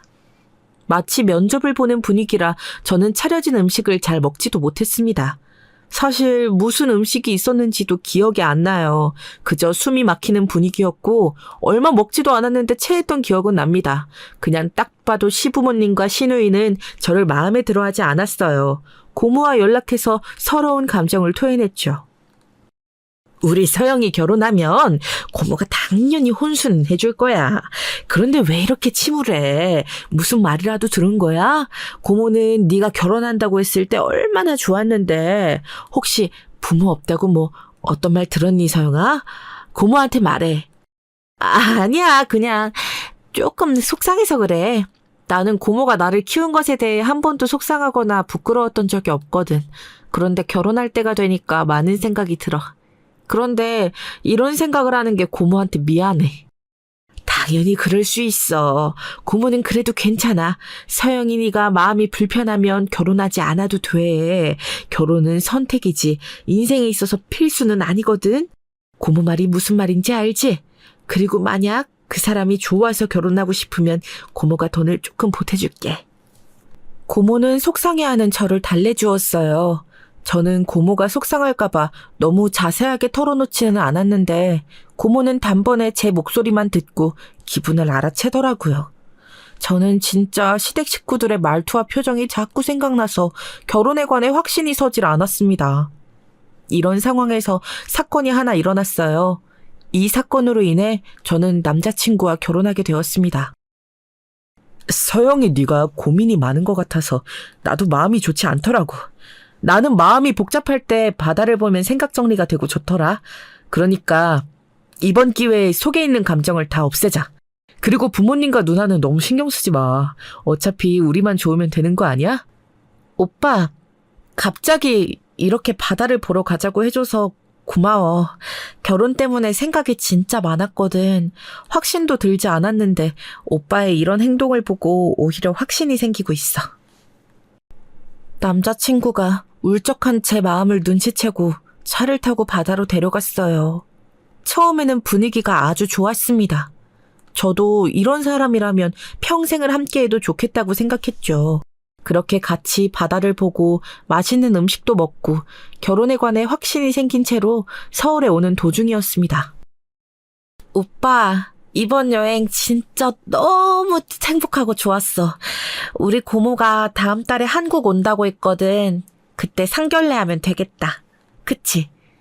그 전에 시댁도 한 번 더 찾아가자. 나는 오빠만 있으면 다 괜찮아. 오빠! 차 안에서 서로 떠들며 사이좋게 집으로 오고 있었는데 남자친구가 장거리 운전으로 많이 피곤해했어요. 슬슬 졸음운전을 하길래 제가 조수석에서 열심히 잠을 깨우려고 말을 걸고 있던 도중이었습니다. 남자친구는 그만 졸음운전으로 고속도로에서 교통사고를 내고 말았어요. 저도 같이 타 있던 상황이라 정신을 차렸을 때는 이미 병원이었습니다. 희성아! 아이고, 내 새끼. 어떡해. 선생님, 의사 선생님. 우리 아들 운동선수라서 몸이 생명이에요. 아직 나이도 창창한데 어떡해요. 제발 몸에 무리 가지 않게 해주세요. 예? 희성아. 지금 김희성 씨 바로 수술 들어가야 해요. 그런데 수술에 성공해도 선수 생활을 계속할 수는 없을 것 같습니다. 일상생활은 가능하지만 그것도 재활치료를 꾸준히 하셔야 해요. 생명이 위독한 상황이라 일단 수술 들어갈게요. 눈을 떴더니 저는 응급실 한 구석에 누워 있었어요. 그리고 남자친구 주변으로는 시댁 식구들이 와 있는 상황이었습니다. 눈을 뜨고 귀로 들리는 소리를 들으니 남자친구는 바로 수술해야 하는 상황이더라고요. 시어머니는 바닥에 쓰러지셔서 눈물을 흘리고 계셨고 저는 그 모습을 바라보고 있었습니다. 그리고 저는 울고 있던 시누이와 눈이 마주쳤어요. 야, 이 망할려나! 너 내 동생 어떡할 거야? 어? 지금 내 동생 허리랑 무릎이랑 다 망가졌다잖아! 그러게 왜 바다를 보러 가서 난리야! 내 동생 죽으면 책임질 거야? 어? 왜 너는 멀쩡하냐고! 운동선수는 몸이 생명인 거 몰라! 어? 살려내! 저기요, 이러시면 안 돼요. 이분도 환자라서 안정을 취해야 돼요. 옆에서 떨어지세요. 아우, 지금 겨우 봉합한 부위 벌어져요. 물러나세요. 시누이는 제 아픈 몸을 흔들며 욕하기 시작했어요. 제가 바다에 가자고 한 것도 아닌데 모든 화살표는 저를 향하게 되었습니다. 안 그래도 머리가 울리는데 시누이의 욕설을 듣고 저는 그대로 기절하게 되었어요. 그리고 다시 눈을 떴을 때는 병실에 입원한 상태였습니다. 서영아, 깼니? 몸은 어떠니? 희성이 수술은 성공적으로 됐어. 그런데 재활이 필수라고 하네. 운동선수 생활은 완전히 끝났대. 죽을 때까지 운동선수로 살 수는 없을 거래. 지금 아내는 충격에 쓰러졌어. 이를 어떻게 하면 좋니? 제가 눈을 뜨자 시아버지는 저를 잡고 구구절절 말하기 시작했어요. 너무 안타까운 소식이었지만 한편으로는 서러운 마음도 들었습니다. 바다를 보러 가자고 한 것도 남친이었고 사고를 낸 당사자도 남자친구 본인이었거든요. 무려 4중 추돌 사고라서 남자친구가 합의금도 아주 많이 물어줘야 하는 상황이었습니다.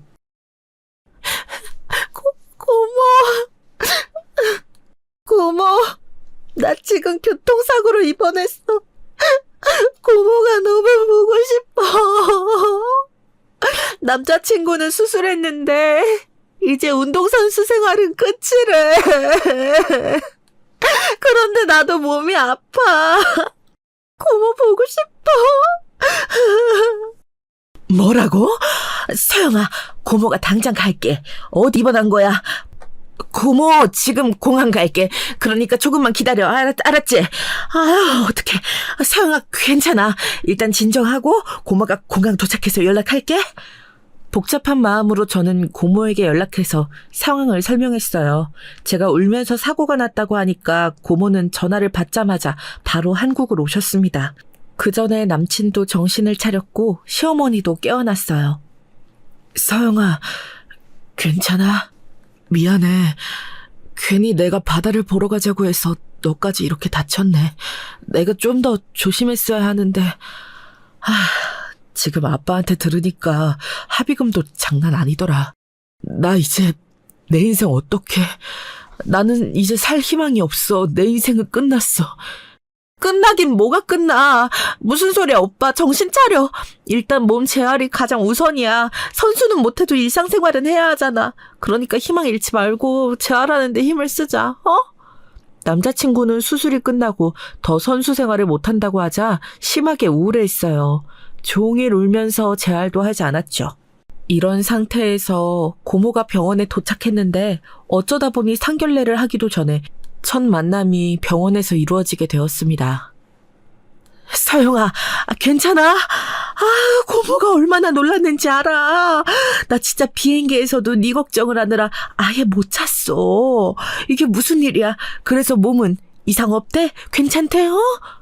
고모, 나는 다행히 괜찮아. 아직 몸이 아프긴 하지만 이 정도는 시간이 지나면 일상생활이나 일하는 데에는 문제가 없을 거야. 그리고 여기는 남자친구 어머님이셔. 안녕하세요. 이렇게 병원에서 뵙게 될 줄은 몰랐어요. 저는 희성의 엄마입니다. 우리 아들 어떡하죠? 다행히 서영이는 괜찮다고 하는데 우리 희성이는 선수 생활을 평생 포기해야 한대요. 시어머니는 고모를 보자마자 바로 남자친구의 몸 상태에 관해 말하기 시작했어요. 고모는 당황한 채로 우는 시어머니를 달래기 시작했습니다. 불쌍한 우리 아들. 그래도 서영이랑 결혼하면 서영이가 간호사니까 마음이 놓여요. 서로 의지하며 잘 살았으면 좋겠네요. 우리 집에서 전세금은 지원해 줄 수 있는데 서영이 쪽은 어떤지 궁금하네요. 아, 이런 자리에서 이런 말을 꺼낼 줄은 몰랐어요. 일단 저도 우리 서영이가 결혼한다고 하면 혼수 비용은 내줄 수 있어요. 그런데요, 결혼을 조금 미루는 게 어때요?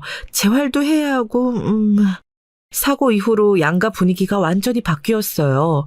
원래는 시댁에서 저를 반대했잖아요. 그런데 사고가 나고 남자친구가 선수 생활을 못하고 재활에 성공해야 겨우 정상인 생활을 할 수 있으니 시댁에서 결혼을 적극적으로 요구했습니다. 남자친구도 저에게 자기를 버리지 말라고 매일 울음바다였어요. 서영이 네가 좋다면 고모는 반대하지는 않을게. 그런데 아니다. 서영아, 결혼하고 싶으면 해. 대신 네가 숙일 입장은 아니니까 정신 똑바로 차려. 결혼하고 한동안 네가 생활비를 다 부담하게 생겼네. 아휴. 고모의 말을 듣고 저도 생각이 아주 많았습니다. 현실적으로 남자친구는 향후 몇 년은 돈을 벌 수가 없었어요. 그러면 당연히 제가 가장으로 살아야 했습니다. 이걸 아는 시부모님은 태도를 바꾸셨어요. 저를 그렇게 반대하더니 시어머니는 아예 며느리라고 부르기 시작했습니다. 서영아, 우리 예쁜 며느리, 이번 주말에는 재활치료 끝나고 너 시간 맞춰서 드레스 고르러 가자. 알겠지? 우리 희성이 책임져줘서 고마워. 저는 그때 남자친구를 많이 사랑하기도 했고 인간적으로 안타까운 마음도 들었어요. 저랑 여행을 다녀오다 사고가 난 거라 미안한 마음도 들었습니다. 그래서 약간의 죄책감을 지니고 있었죠. 결혼식을 준비하며 주위 사람들에게 말도 얼마나 많이 들었는지 몰라요. 왜 결혼하냐는 소리도 들을 정도였습니다. 그래도 저는 굳건히 결혼을 준비했고 남편의 재활치료가 어느 정도 끝나고 결혼식을 올리게 되었습니다. 결혼식을 올리고 남편은 집에서 재활치료를 마저 했고 저는 간호사로 병원에서 일했어요. 그런데 시부모님은 가만히 계시는데 시누이가 제 신경을 건드렸습니다. 서영아, 세아가 혹시 다음 달에 가족여행 갈 수 있니? 제주도로 여행을 가고 싶은데 서영이 네가 시간 되면 같이 가자. 오랜만에 바다도 보고 바람 쐬면 좋지 않겠어? 아, 어머님, 저도 너무 가고 싶은데 출근해야 해서 못 갈 것 같아요. 가서 재밌게 즐거운 시간 보내시고 저 대신 많이 즐겨주세요. 같이 가고 싶은데 아쉬워요. 휴가 쓰면 되지 않아? 올케. 그냥 시댁 식구들하고 가기 싫으면 싫다고 해. 뭘 그렇게 매번 일 핑계를 대. 혼자 일한다고 유세 떠는 거야? 예, 그만해라. 세아가 혼자 일하느라 얼마나 힘들겠어. 그래, 알겠다. 그럼 이번에는 우리끼리 다녀올게. 시누이는 제가 뭐가 그렇게 마음에 들지 않는지 얼굴을 볼 때마다 시비를 걸었어요. 그래도 제가 나서지 않아도 시어머니가 신혼 때는 중재를 해주어서 참고 견뎠습니다. 그러다 점점 사건이 발생했어요. 처음 일어난 사건은 바로 남편의 취업 자리였습니다. 남편이 재활치료를 마치고 일자리를 구하려고 했는데 그게 쉽지 않았어요. 그걸로 너무 우울해하고 상담까지 다니는 남편을 보고 저는 고모에게 하소연했죠. 그랬더니 고모가 글쎄 남편의 일자리를 구해주었어요. 남편 아는 사람이 마침 초등학교 축구교실 코치를 구하더라고. 거기에 서영이 네 남편 보고 지원하라 해봐. 혹시 모르니까 이건 너랑 나만 알고 있자. 알겠지? 이거 알면 또 자존심 상해서 상태 더 나빠질 수도 있잖아. 알겠어. 요즘 남편이 자신감도 없고 자존감도 많이 떨어졌어. 옆에서 보는데 나까지 우울하더라. 고모부한테 고맙다고 대신 전해드려. 내가 시간 나면 미국 갈게. 고마워, 고모. 고모한테 몰래 취업 자리를 소개받은 저는 남편에게 진지하게 말했습니다. 남편을 너무 사랑했고 안쓰러운 마음에 저는 옆에서 많이 도와주었어요. 여보, 웬일이야? 나 붙었어. 당장 다음 달부터 출근하래. 이게 다 당신 덕분이야. 내가 사고 났던 경험이 있어서 불안했는데 다행히 괜찮대. 초등학생들 담당하는 거라 이 정도면 문제가 전혀 없을 거래. 만약 당신이 이런 공고했다고 알려주지 않았으면 난 평생 몰랐겠지? 고마워. 어머, 정말이야? 웬일이야? 당신 진짜 대단하다. 재활도 성공적으로 됐으니까 이제 당신 인생은 문제 없어. 내가 옆에서 앞으로도 진짜 많이 도와줄게. 결혼하고 남편이 그렇게 환하게 웃는 모습을 저는 처음 보았어요. 제가 좋아하는 환한 웃음을 보고 다행이라고 생각했습니다. 고모한테도 고맙다고 말했더니 고모는 오히려 다행이라고 하셨어요. 남편은 출근하게 되면서 활기를 되찾았습니다. 제가 좋아하던 예전의 그 당당한 모습이 얼마나 보기 좋았는지 몰라요. 그런데 문제가 하나 생기기 시작했어요. 남편의 취업을 고모가 해줬다는 사실은 고모와 저만 아는 사실이었잖아요. 그러다 보니 시댁 식구들은 남편이 오로지 자기 힘으로 취업한 줄 알고 있었어요. 그래서 시부모님의 반응이 조금씩 바뀌기 시작했습니다. 아니, 나는 우리 아들이 이렇게 취업할 줄 알았어. 교통사고가 났어도 우리 희성이가 어릴 때부터 튼튼했잖아. 그렇게 촉망받던 선수였으니까 일반인하고 다르지. 내가 낳았지만 우리 아들 진짜 너무 기특하고 대단해. 내가 주변에 말했더니 다들 놀라더라. 사고 나고 재활 열심히 한 것도 대단한데 취업까지 했다고 하니까 영화에 나오는 주인공이래. 나도 우리 동생 너무 대단하다고 생각해. 이게 다 서영이가 재활치료에 도움을 많이 줘서 그래. 나는 결혼을 너무 잘했어. 만약 서영이가 없었다면 나 절대 재활에 성공하지 못했을 거야. 그래, 맞다. 세아가도 옆에서 고생 많았다. 나 우리 아들이 다시 일상생활을 하는 것도 대단했는데 이렇게 코치로 취업해서 얼마나 즐거운지 몰라. 처음에는 시어머니와 시누이가 남편을 마구 칭찬하는 것으로 시작했어요. 시어머니는 원래 아들에 대한 사랑이 지독하신 분이었거든요. 그래서 결혼 전에 우리 결혼을 반대했던 거였고요. 재활할 때는 저한테 잘해주더니 남편이 취업하자 슬슬 아들 사랑이 다시 시작되었습니다. 시누이는 한결같이 저를 싫어했어요. 처음에는 왜 나를 저렇게 싫어할까 궁금했는데 어느 날 진실을 알게 되었습니다. 아, 우리 누나? 누나 꿈이 간호사였어. 그런데 우리 누나가 고등학생 때 공부를 진짜 못했거든. 그래서 간호학과에 들어갈 수가 없었어. 그래서 결론은 질투라는 거야.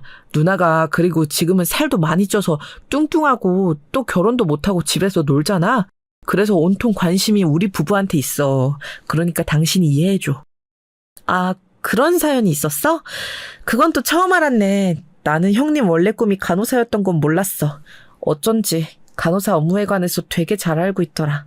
어떻게 저렇게 알까 싶었는데 답이 있었네. 시누이가 저한테 유독 뭐라 하던 이유는 바로 질투였어요. 그걸 알고 나니 저도 어느 정도는 마음이 편해졌습니다. 이 뒤로 시어머니의 아들 사랑은 지독했는데 처음에는 그냥 엄마의 마음이라고 생각했어요. 운동선수였던 아들이 교통사고가 났다가 재활해서 취업했다고 하면 누구라도 신이 날 수 있잖아요? 조금 시간이 흐르면 괜찮아질 줄 알았어요. 하지만 그건 제 착각이었습니다. 그 다음에 일어난 사건은 제가 임신한 이후에 일어났어요. 뭐? 임신이라고? 세상에, 아니 서영아. 고모 너무 행복해. 우리 조카가 드디어 임신했구나. 우리 서영이 그때 사고 나고 몸이 많이 안 좋아져서 고모가 얼마나 걱정했는지 알아? 시험관 한다더니 다행히 자연 임신이 된 거야. 웬일이야. 이건 진짜 하늘에 있는 오빠네 부부가 내려준 아기 천사야. 남편도 그렇고 우리 부부는 꼭 아기를 낳고 싶어 했잖아. 그런데 우리가 둘 다 몸이 안 좋으니까 어느 정도 포기했었거든. 그런데 남편이 취업하고 다시 활기를 찾아서 준비했는데 고모도 알지. 내가 그때 교통사고 나고 몸이 안 좋아서 시험관을 할지 말지 엄청 고민했었어. 그런데 너무 기적적으로 아기가 생겼어. 남편하고 나랑 안 믿겨서 얼마나 확인했는지 몰라.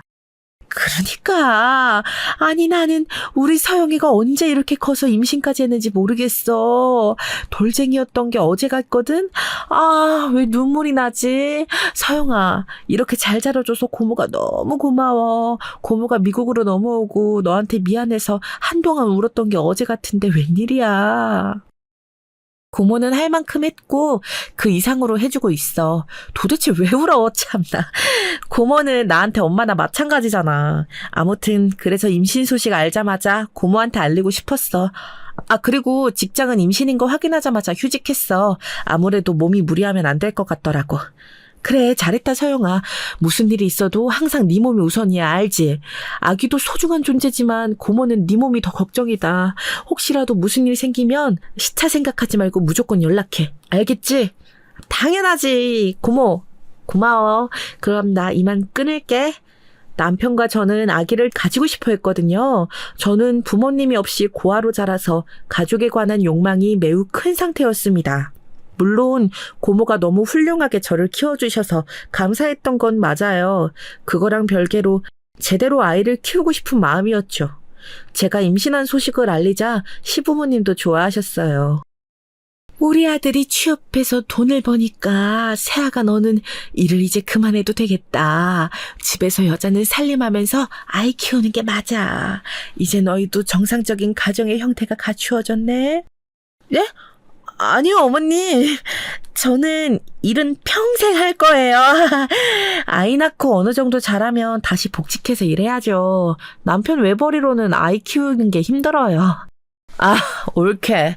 무슨 심정인진 알겠는데 그런 말을 왜 시부모님 앞에서 해?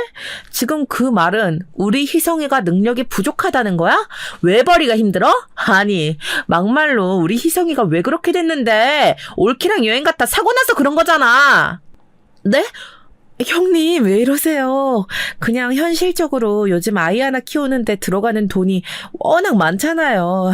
저는 부모님이 안 계셔서 아이를 잘 키우고 싶은 마음이 어릴 때부터 있었어요.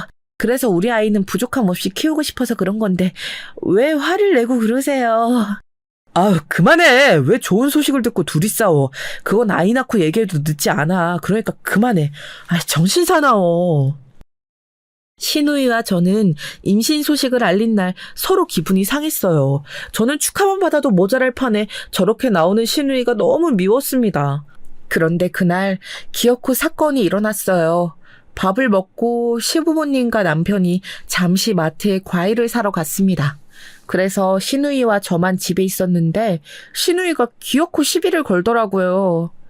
옳게, 내가 진짜 혹시나 해서 그러는 건데 임신했다고 남들처럼 유세 떨고 그러지 마. 우리 희성이 시켜서 새벽에 뭐 사러 가라거나 그러지 마. 내 동생 고생시키지 말라는 거야. 무슨 말인지 알지? 형님, 그건 우리 부부가 알아서 할 일이에요. 그리고 임신하는 게 매년 있는 일도 아니잖아요. 아직 그런 적은 없고 그럴 생각도 없어요. 하지만 부탁할 수도 있는 거 아닌가요? 저는 남편 재활할 때 먹고 싶어 하면 새벽에 운전해서 포장도 했었어요. 부부라는 게 원래 이렇게 돕고 사는 거죠. 뭐? 그거랑 이거랑 같아? 우리 희성이는 그때 아픈 상태였잖아. 물론 지금은 너무 훌륭하게 버텨서 취업까지 했지. 그런데 올케는 충분히 참을 수 있는 상황이잖아. 기가 막혀. 그렇게 내 동생 괴롭히고 싶어? 이러려고 결혼했니? 이게 괴롭히는 거예요? 저는 희성 씨한테 늘 최선을 다하고 있어요. 희성 씨랑 저는 둘 사이에 아무 문제도 없는데 형님은 왜 매번 그러세요? 임신해서 예민해진 상태였는데 신우이는 자꾸 제 신경을 건드렸어요. 평소 같았으면 저도 참았을 텐데 그날은 제 임신 소식을 전한 날이었습니다. 그래서 시부모님과 남편이 없는 틈을 타서 둘이 거의 싸웠어요. 서로 감정이 상할 대로 상했습니다. 그런 상태에서 시부모님이 다시 오셔서 그대로 마무리가 되었어요. 이렇게 끝나는 줄 알았는데 신우이와의 싸움은 이때부터 시작되었습니다. 어머, 우리 손주가 아들이구나. 세아가 고생했다. 아, 우리 손자 내 아들을 닮아서 이렇게 예쁘네. 눈하고 코하고 그냥 이목구비가 우리 아들하고 똑같이 생겼어. 어머, 예쁘라. 너무 예쁘다. 저는 아주 건강하게 아무 탈이 없이 아들을 낳았어요. 정말 다행히도 임신했을 때 입덧도 없었고 태동이 심하지도 않았습니다. 지금도 순한 아들인데 뱃속에 있을 땐 아주 순해서 효도를 제대로 했죠. 심지어 아들은 조리원에서도 유명한 순둥이였어요. 산모님, 저 이렇게 순한 아기는 처음 봐요. 어쩜 이렇게 순해요? 그리고 아기 얼굴이 산모님하고 똑같아요. 지구 반대편에 있어도 산모님 아이인 거 바로 알겠어요. 그래요? 저는 속으로 우리 아들이 저를 닮았으면 좋겠다고 생각했었는데 다행이에요. 시댁 식구들이 아기 보고 하도 남편 얘기를 해서 저는 안 닮은 줄 알았어요. 그래요? 아니에요. 저도 그렇고 직원들 사이에서 나왔던 말이 산모님 아이들이 산모님하고 너무 똑같이 생겼다는 거였어요. 아이를 낳고 시댁에 서운했던 점이 아주 많았어요. 안 그래도 출산하면 호르몬의 변화가 심하잖아요. 아이를 낳아보신 여러분은 알 거예요. 저는 유일한 가족인 고모가 미국에 있어서 옆에 있는 사람이 남편뿐이었어요. 하필이면 고모가 그때 고모부랑 미국에서 하는 사업이 너무 바빠서 도저히 올 수가 없었거든요. 어머, 너무 예쁘다. 이렇게 핸드폰으로 봐도 화면에서 예쁜 게 느껴져. 어머, 우리 서영이랑 똑같이 생겼네. 서영아, 고모가 너무 바빠서 갈 수가 없어. 미안해. 그 대신 바쁜 것만 처리하면 고모가 바로 고모부랑 갈게. 알겠지? 고모, 나는 괜찮으니까 여유 생기면 그때 와. 괜히 바쁜데 나 신경 쓰지 말고. 고모가 정 바쁘면 내가 가지 뭐. 아이 조금 크면 같이 갈 테니까 기다려. 그래, 그러고 보니 서영이 너 결혼하고 한 번도 안 왔구나. 와서 편안히 쉬면서 고모랑 같이 놀러 다니자. 고모부랑 고모가 자식이 없어서 서영이 네가 내 딸이야. 알지? 항상 미안하고 고맙다. 당연히 알지. 내가 고모한테 그랬잖아. 고모는 내 엄마이자 아빠야. 그럼 나중에 아들 데리고 미국 갈게. 고마워. 고모는 우리 아들을 매우 보고 싶어 했어요. 우리 아들을 좋아하는 것은 시부모님도 마찬가지였습니다. 시어머니와 시누이의 제 아들에 대한 집착은 무서울 정도였어요. 아이고 예뻐라. 이리 와 우리 손자. 너무 예쁘다. 우리 희성이랑 똑같이 생겨서 더 예뻐. 웃는 모습을 보면 꼭 우리 희성이 어릴 때가 생각나. 그러니까 와 너무 예쁜데? 엄마 기다려봐. 내가 희성이 어릴 때 사진 가지고 올게. 비교해보자. 어머 똑같아. 어쩜 이렇게 똑같지? 아들을 데리고 시댁에 가면 항상 저는 외딴 섬처럼 있어야 했어요. 같이 있는데 외로운 마음이 들었습니다. 시어머니와 시누이는 저한테 눈길도 주지 않고 아들과 남편만 챙기더라고요. 서러운 마음이 너무 커서 눈물이 나올 것만 같았죠. 어느 날은 이런 적도 있어요. 그날도 시부모님이 아들을 보고 싶다고 해서 데려갔어요. 우리 아들 이리 와. 손자는 네 누나한테 맡기고 이리 와서 갈비 먹어. 혼자 밖에서 돈 버느라 힘들지? 엄마는 항상 네가 안쓰러워. 가장이라는 게 그런 거야. 밖에서 고생하며 돈 버는 게 쉽지 않아. 그렇지? 아들을 낳은 것은 저였는데 시어머니는 항상 남편을 칭찬했어요. 아마 남편은 휴직한 상태가 아니라서 그런 것 같았습니다. 그런데 사실 제가 버는 돈이 남편 월급보다 훨씬 많았거든요. 비록 휴직한 상태라 그때는 일을 쉬고 있었는데 고생은 제가 더 많이 했어요. 재활치료부터 임신과 출산 그리고 신생아 육아까지 제가 전담했거든요. 그런데 시댁에 가면 항상 시어머니와 시누이는 남편을 안쓰럽게 여겼습니다. 팔은 안으로 굽는 게 당연하니까 그러려니 넘기려고 해도 서러운 마음은 날이 갈수록 심해졌어요. 첫 손주라고 시댁에서는 아주 관심의 대상이었죠. 100일 잔치 때도 온 친척을 부를 정도였습니다. 제 가족이라고는 고모가 유일한데 고모는 너무 바쁜 상태여서 오질 못했어요. 이렇게 소외감을 느끼는 기간이 날이 갈수록 심해졌어요. 이러다 사건이 하나 발생하게 되었습니다. 어머, 정말 진짜야, 서영아? 아기 데리고 미국에 온다고? 세상에, 고모 너무 행복해. 안 그래도 고모부랑 한국에 가는 일정을 조율하고 있었거든.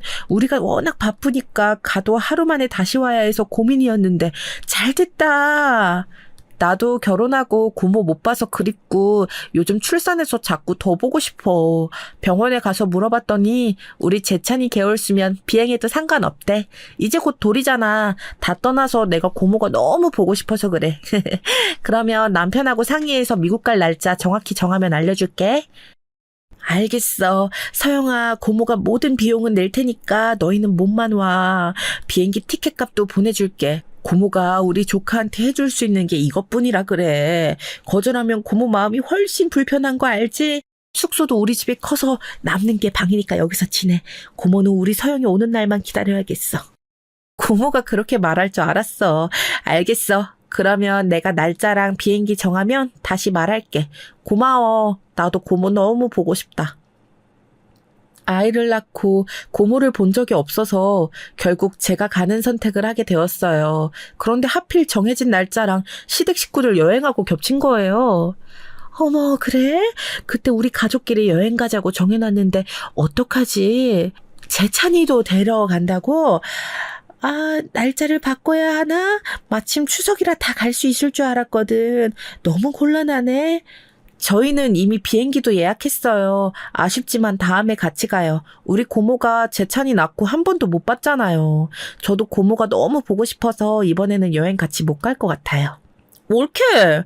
무슨 그렇다고 신생아를 미국 가는 비행기에 태워. 그거 학대 아니야? 아이한테 안 좋아. 그냥 고모가 올 때까지 참는 게 맞지. 시댁 식구들 단체 여행이고 딱 봐도 재찬이랑 같이 하는 여행인 거 안 보여? 아, 그렇게 눈치가 없어? 학대라뇨. 이미 병원에 가서 몇 번이고 물어봤어요. 일반적으로 8개월이 넘으면 비행 안전하게 가능하대요. 그리고 저 결혼하고 처음으로 미국 가는 건데요. 저도 남편처럼 이렇게 가족들이 가까이 살면 제 아들 비행기 안 태워요. 사정이 있는 거잖아요.